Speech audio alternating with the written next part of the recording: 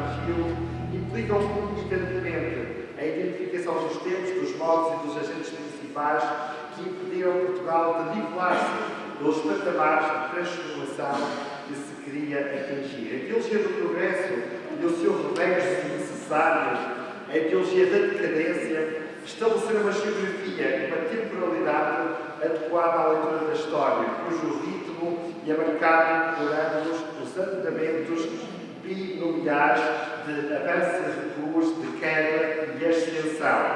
A geografia da decadência portuguesa, estabelecida pela ideologia iluminista do progresso, estabelece de forma variável o tempo e os atores dessa decadência, consoante os discursos e os seus referentes ideológicos. No entanto, nos séculos XVIII e XIX, foram bem destacados por importantes figuras da cultura portuguesa, os grandes responsáveis se tornaram icónicos na leitura da nossa decadência. Logo à cabeça surge a Companhia de Jesus, pela sua ação e pensamento, tornada corrente decadentista, ou jesuitismo. De facto, Pombal e os seus seguidores liberais elegeram à luz da tese da causalidade diabólica, tese muito bem teorizada por Leon Poliakov. Os jesuítas tornaram os jesuítas como os grandes autores da Idade das Trevas em Portugal, desde a sua entrada no país em 1540. O século XIX laico, embora tenha enfatizado até a exaustão o papel decadentista dos padres da Companhia de Jesus, diversificou, através de alguns autores de referência, os atores da decadência portuguesa, sendo certo, todavia, que por detrás de todos esses outros estaria o jesuitismo, a inspirar a sua ação negativa, demolidor do vigor progressivo de Portugal. É o caso do Concílio de Trento, que curiosamente é apresentado como um concílio jesuitizado. Nesta publicação, destacaremos para a análise algumas obras e alguns autores emblemáticos que estabeleceram uma chave hermenêutica que, ao longo dos tempos e até hoje, ainda colhe grandes seguidores e ainda impede que olhemos para dentro de uma forma mais complexa e como é que estamos a fazer, felizmente, neste congresso.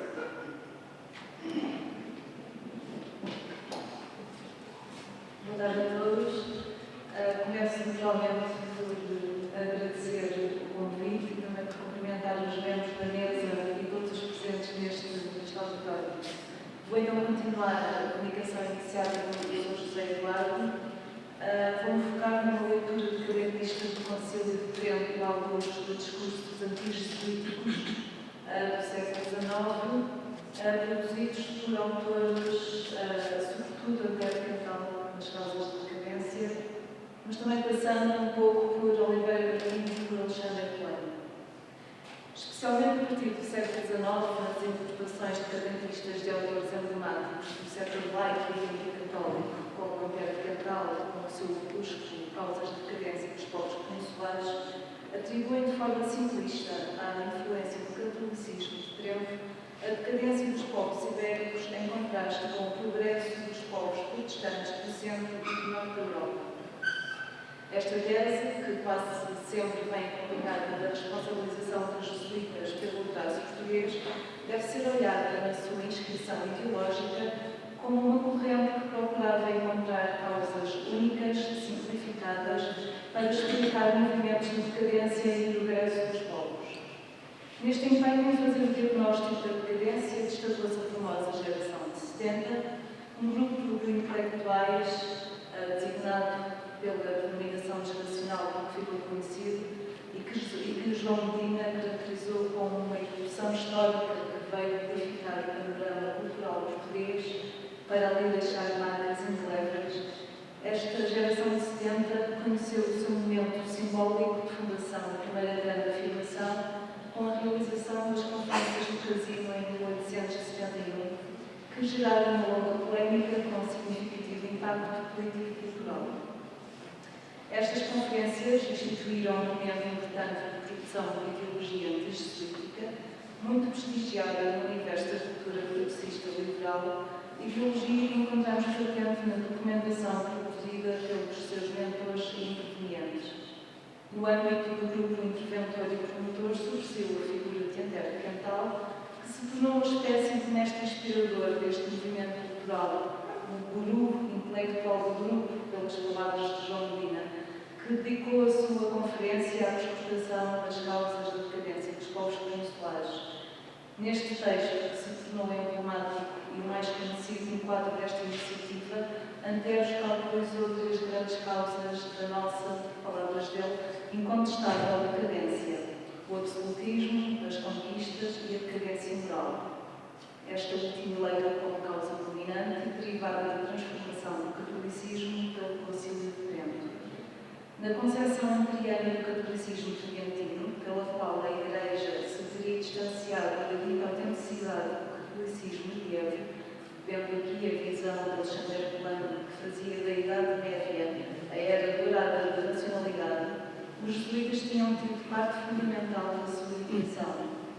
Este catolicismo da Contra-Reforma, caracterizado como estando marcado por uma sede de poder ilimitado de natureza teocrática, é definido como um ultramontanismo invasor que trepou por cima de todas as legitimidades nacionais e desencadeou o protesto das igrejas da Península. Esta igreja peninsular é caracterizada à luz do caráter atribuído à raça hispânica, que lhe confere um especial espírito de autonomia em relação ao poder centralista da Curia Papal. Nesta igreja ibérica ver-se-ia um cristianismo genuíno, contraposto ao cristianismo imposto pela normatividade dogmática e disciplinar congeminada pelos jesuítas e ordenada à luz do seu tirânico sistema de obediência monolítico e centralista. Deste modo, ao sistema jesuítico é atribuída a degeneração histórica em que os povos peninsulares foram arrastados. Anter desenvolve uma considerável operação analítica no sentido de exautorar aquilo que qualifica como a funesta moral jesuítica e o seu inerente ideal de educação que está sempre na base do enfraquecimento do vigor criativo e transformador dos povos que os jesuítas fazem suas vítimas. O resultado desta ação educativa apresenta como produto modular mais acabado os ameríndios civilizados nas célebres reduções do Paraguai. Diz ele que é um povo de crianças mudas, obedientes e imbecis. Foi a isto que levaram as famosas missões do Paraguai. O Paraguai foi o reino dos céus da Companhia de Jesus, perfeita ordem, perfeita difusão, uma só coisa faltava à alma. Isto veste a dignidade e a vontade, o que distingue o homem da animalidade. Fim de citação. Subjacente a esta visão está a matriz mítica dos jesuítas estabelecida por Pombal, que atribuiu a estes padres o colossal plano de formar um reino independente na América do Sul, à custa do cerceamento das possessões portuguesas e espanholas daquele continente. Por seu lado, este polemista, hiperbolizando ao extremo o papel dos jesuítas na restauração católica, responsabiliza este novo catolicismo, a sua doutrina e educação, pela decadência política e social dos Estados ibéricos, de sempre uma visão também à luz do mito do complô. A sua posição anti-jesuítica insere-se no quadro do antipopulismo liberal, que coordenado pela não interferência do clero conservador e ultramontana na esfera política e noutras esferas que não eram específicas da sua missão religiosa, remetendo a sua ação apenas para o cubículo restrito das sacristia. A intervenção de Anter nas conferências de Casino acabou por ter um impacto modular de longo alcance temporal. A sua teorização da causalidade da decadência portuguesa, feita por este simpatizante de uma república social ideal, acabou por se tornar um lugar paradigmático de referência para a sedimentação das diversas teses decadentistas que se vinham desenvolvendo e divulgando na época. Com efeito, este anti-jesuíta opera uma espécie de síntese a partir da qual se devem compreender alguns aspectos da consciência histórica do republicanismo: o anticlericalismo, o anti-absolutismo e a valorização do povo na história. Esta conferência intercontinental começou por gerar uma forte celeuma que acabaria por conduzir à supressão governamental das conferências de Casino, em que se destacaram os ataques intensos dos jornais legitimistas e católicos como a Nação e o Bem Público. A interrupção abrupta desta iniciativa acabaria por granjear para os organizadores de apoios de peso, como o de Alexandre Plano, que tornariam estas conferências pelo seu projeto projeto de transformação de mentalidade um acontecimento cultural de maior relevância na história da cultura portuguesa. Foi no opúsculo A Supressão das Conferências do Casino, de Terra Natal, redigido em 1871, que o historiador, aproveitando a temática, encetou uma crítica implacável à infalibilidade pontifícia, ao ultramontanismo, ao absolutismo e como causas primárias destes ao jesuitismo e ao pensamento da Assembleia celebrada em triunfo há 300 anos. Palavras do próprio. Mas anos antes, entre 1865 e 1866, já era plano preparar uma série de cartas e discursos sobre casamento civil no âmbito da elaboração do Código Civil pelo Visconde de Seara, cuja comissão revisora foi membro deste historiador. A questão do casamento civil foi uma das maiores polémicas do seu tempo, depois da célebre questão do Mourão, e foi a última polémica em que a plano participou antes de se retirar definitivamente para o Paulo de Lobos. A sua importância prende-se com a questão tão badalada do âmbito dos poderes espiritual e espiritual, que se queriam separados, e sobretudo com problemática em torno da liberdade religiosa e de consciência.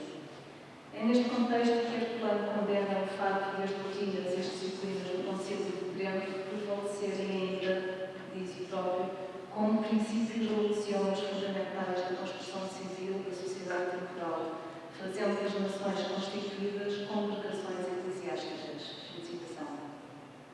Já nos estudos sobre o casamento civil de 1866, o mesmo autor, a respeito do casamento civil, das leis e costumes de Portugal depois do Concílio de Trento, associa o caráter obscuro da redação dos cânones e decretos matrimoniais promulgados no Sínodo Tridentino, associa isso ao ultramontanismo e ao jesuitismo, uma vez que a irrevocabilidade em Portugal da disciplina estabelecida em Trento, por influências segundo este plano, fez excluir as leis e costumes do país que vigoravam anteriormente.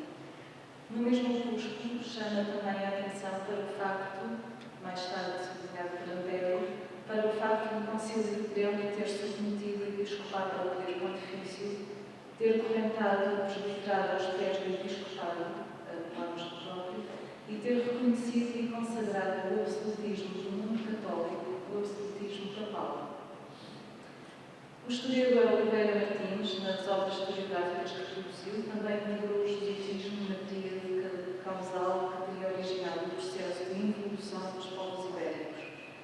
Diz Oliveira Martins que, se quisermos resumir em poucas palavras as causas da desorganização da sociedade peninsular, achamos três que nos dão a chave do problema: o individualismo, o jesuitismo e as conquistas. O jesuitismo é compreendido por Oliveira Martins como uma filosofia de pensamento e ação que extravasa os limites da ordem religiosa e da total, constituindo, portanto, uma teoria político-social e moral como um modelo existencial e de comportamento, tendo como componentes uma pedagogia e uma metodologia de educação que promove os valores antinómicos da autonomia, da liberdade, da criatividade, da iniciativa pessoal, típicos do espírito moderno e herdeiros da Revolução Francesa, e esses sim promotores e garantes do progresso social. Assim sendo, Oliveira Martins efetiva, em sintonia com Ampero, os preceitos ligados à obediência cadavérica dos jesuítas e a ditadura da direção das consciências pela confissão e pela direção espiritual. Diz o historiador que o jesuitismo, ou antes o movimento místico de onde ele saíra, foram a íntima fibra, a mola interior da energia peninsular, e agora é apenas uma religião de obediência e uma escola de sistemática perversão. A trajetória da história portuguesa teria resultado em grande medida da aceitação em Portugal do dogma espanhol que os teólogos jesuítas fizeram vencer no Concílio de Trento, de Oliveira Martins, que era da revelação da ordem universal do espírito dos homens e da existência de uma justiça absoluta expressa por via das ações e das virtudes humanas. Portanto, a jesuitização do país foi assim, de algum modo, equivalente à sua, digamos, espanholização. que degenerou, como aconteceu com todas com as experiências políticas de dominação castelhana, na asfixia das potencialidades nacionais. Apesar desta visão obviamente depreciante do modus procedendi dos jesuítas e do jesuitismo, é de realçar o aspecto original da visão anti-jesuítica martiniana aqui contido acerca da instituição de Inácio de Loyola, que se apresenta em sintonia com a apreciação negativa radicalizada de Eterno Oriental e do anti-jesuitismo que vivia a tornar predominante no seu tempo. Martins distingue os jesuítas dos primórdios da Companhia de Jesus daqueles que depois se diverteram e se tornaram os faltores do jesuitismo, lembrando de alguma maneira a visão de uma fase da construção pombalina do mito jesuíta codificada na devoção primórdia. Ao historiador não lhe repelia encontrar valor nos primeiros jesuítas, dado o seu investimento na razão e na ciência, preferindo-os até aos protestantes. Neste sentido, considera que, contra o misticismo protestante, diz Oliveira Martins, tinham os jesuítas defendido em frente pela razão e a ciência. No entanto, ainda nos primórdios da sua existência, os jesuítas acabaram por se jesuitizar, isto é, acabaram por se desnumerar da incorporação de elementos ideológico-programáticos estranhos ao seu progressivo ideário original. Jesuitizados, os jesuítas passaram a jesuitizar tudo aquilo onde chegava a inoculação da sua influência. Esta degenerescência era devida, segundo Oliveira Martins, ao voto de obediência praticado pelos jesuítas, bem expressos nas palavras de Loyola, historiador refere na história da Península Ibérica. Sejamos como corpo morto que de si não tem movimento, ou como um botão de um cego, teria dito ou escrito Inácio de Loyola. Esta foi, para os historiadores, a grande reforma tridentina, constituindo Loyola o fundador, diz Oliveira Martins, o fundador do novo catolicismo, saído do Concílio de Trento e propagado nos séculos seguintes por uma educação modelada pelos padres da Companhia, ceifando tudo o que se elevava acima da mediocridade. Portanto, Alexandre Plano, intérprete de Oliveira Martins, e para utilizar a eficácia da teia conspirativa da Companhia de Jesus, que acreditavam ser o cérebro motor do catolicismo tridentino e responsável pelo distanciamento herético em relação à autenticidade da Igreja da Idade Média. A política ambiciosa, maquiavélica e anticristã da corte romana, dirigida então para cá na influência dos jesuítas, em cujas mãos os papas fanáticos ou corruptos do século XVI não passavam de instrumentos de agentes políticos. Daqui teria resultado a criação pelo Concílio de Trento de um catolicismo particular, diverso do catolicismo da Idade Média e diversíssimo do catolicismo primitivo. Esse novo catolicismo jesuiticamente informado, definido como sendo um catolicismo absoluto, aparece no âmbito de uma teoria da causalidade decadentista marcada por uma visão liberal e nacionalista bem latente, como a causa principal da ruína da Península, porque despótico e estrangeiro. E agora passo a palavra. Muito bem, para concluir, uma reflexão final e também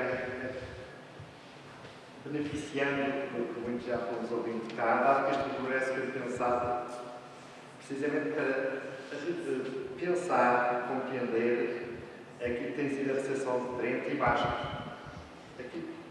Os significados dados a Trento do que aquilo que foi Trento na sua constituição fundamental. E, portanto, da nossa parte, da minha parte, como preocupo muito em desconstruir mitos, despreconceitualizar, desminar os preconceitos que levam à nossa história e que impedem visões mais complexas. Agora vou propor uma outra leitura de Trento, especialmente também como uma leitura, quiçá, para instigar um debate e tentar saber o vosso parecer sobre esta possível leitura. Claro que o século XIX, e a partir de Pombal, ligando os jesuítas, estabeleceu esta visão altamente negativa de Trento, colocando nas costas, portanto, colocando Portugal e Espanha, os países mediterrâneos católicos, nas costas do progresso. No entanto, e sendo um concílio profundamente anti-iluminista, tanto que o século XIX enfatiza, dogmatiza a racionalidade iluminista. Pensando bem, toda esta argumentação que subjaz, que no fundo constitui aquilo que nós chamaríamos no século XIX uma cultura de combate, e à luz dessa cultura de combate, em que os campos estavam perfeitamente separados e havia muita dificuldade em, muitas vezes, perante determinados temas, ter visões mais complexas, mais moderadas, de um lado e do outro, quando se tratava de defender causas. Esta é chamada cultura de combate, impedir de ver em Trento algo mais profundo, até mais moderno. E pensando bem, também nessa cultura de combate houve uma hiperbolização do fator religioso como fator explicativo da história, neste caso da história negativa portuguesa. Mas olhando para Trento, não podemos pensar Trento como um concílio proto-iluminista. E porquê é que eu digo que é um concílio proto-iluminista? Claro que o iluminismo, como dizia no início, quis estabelecer uma ruptura entre o presente e o passado, entre o tempo velho, o tempo das trevas e o tempo da luz que ele estaria a inaugurar. Ele, iluminismo corrente, mas os autores do iluminismo estariam a inaugurar as suas. E não reconhecendo qualquer herança positiva, especialmente do século anterior, dos séculos que eles consideravam o negativo desse novo projeto de sociedade de obra. Mas muitas vezes as continuidades são maiores do que as rupturas. O iluminismo instituído em Portugal, e a Companhia de Jesus é bem exemplificativa, a leitura da Companhia de Jesus e de Trento depois é bem exemplificativa disso, uma espécie de complexo edipiano, não só em Portugal, mas na Europa. Complexo edipiano, de Édipo. Se pensarmos bem, a maior parte dos grandes intelectuais iluministas na Europa foram formados nos colégios da Companhia de Jesus. E porquê é que são esses intelectuais que procuram depois abater os seus mestres? Portanto, há aqui um complexo de abater o pai para afirmar uma nova. Há um complexo edipiano profundo e estível. E isto permite também perceber que há mais continuidades do que rupturas de pensarmos bem. Mas porquê é que eu entendo que o Concílio de Trento pode ser considerado um concílio proto-iluminista? Primeiro, porque dentro da Igreja, no quadro da Igreja, e na sua relação com a sociedade, ele procurou estabelecer uma ordem no quadro da desordem. Nós esquecemos que um dos valores grandes do iluminismo é o valor da ordem, do progresso e da geometrização da realidade. Ora, o que é que fez Trento? Procurou estabelecer uma nova ordem da Igreja perante a desordem e o caos que estava instalado. Procurou introduzir uma racionalidade crítica que estabelecesse definições de doutrina, de fronteiras, de procedimentos. E essa racionalidade extraordinária, essa racionalidade crítica, permitiu tornar tudo mais claro que era impreciso, obscuro, etc. Ora, um dos grandes ideais científicos do iluminismo é precisamente separar a luz das trevas do indefinido do definido. E Trento, nesse sentido, é bem proto-iluminista nesta preocupação da definição, de categorização, de distinção. Por outro lado, tentou implantar uma organização extraordinária perante uma certa desordem, uma certa desorganização, muitos temiam e achavam que seria fator de decadência da Igreja. E, portanto, uma nova ordem, uma nova organização bem estruturada E o iluminismo do século XVIII o que fez foi afirmar a organização social perfeita, bem dura, bem estabelecida, bem hierarquizada. Por outro lado, Trento procurou atacar a dimissão da Igreja perante o mundo e defender o compromisso da Igreja com o mundo, o compromisso transformador do mundo. À luz de uma ideia, e isso penso que é o valor que eu mais aprecio em Trento e que nunca não tem sido valorizado pelo anti-imperialismo, exceto por alguns casos, mas assim, Oliveira Martins, este é uma visão muito inteligente e acaba por, apesar de estar muito condicionado pelo preconceito da chave que eu referi, que impedia, apesar de tudo, vai um pouco mais além.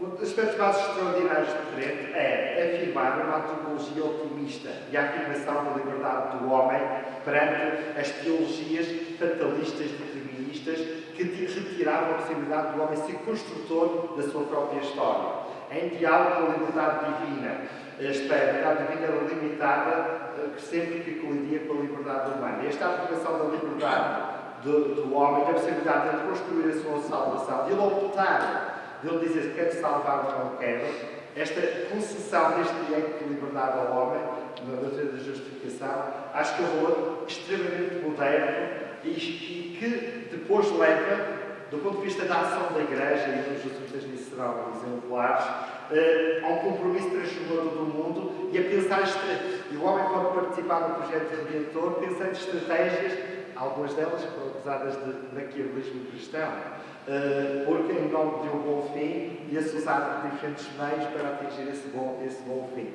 Este compromisso com o mundo, este regresso ao mundo para intervir, para transformá-lo.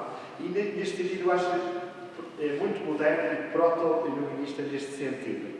Por outro lado, a definição clara dos estados de vida e das fronteiras, até uma modividência clara, uma modividência onde o homem continuava a ser um centro atuante e tinha um lugar, e tinha um ator central. E para terminar, a ideia de coesão. Trento vai apelar à ideia de hierarquização adequada ao seu tempo, uma hierarquização que institucionaliza a Igreja como fortaleza, uma fortaleza de combate para atender aos desafios, portanto, e também às ameaças que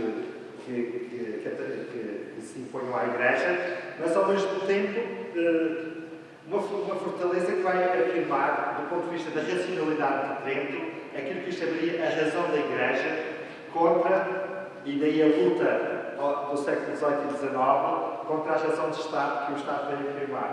E o Trento afirma esta razão da Igreja. Ora, o iluminismo também é, por excelência, do ponto de vista político, o afirmador da razão de Estado. Mas Trento disse muito proto-iluminista, porque afirmou outra razão, a razão da Igreja. E não se pode perceber, falta um minuto e já acaba, para dar um exemplo, e, de facto, Trento, ao afirmar a razão da Igreja e ser proto-iluminista, acaba por criar uma cisão e uma tensão que depois vai ser agudizada no século XVIII e XIX e numa irreconciliação, num conflito que vai dar origem ao divórcio. O divórcio consuma-se no século XIX e depois em Portugal no século XX, na separação do Estado e da Igreja. Tenho dito. Muito obrigado.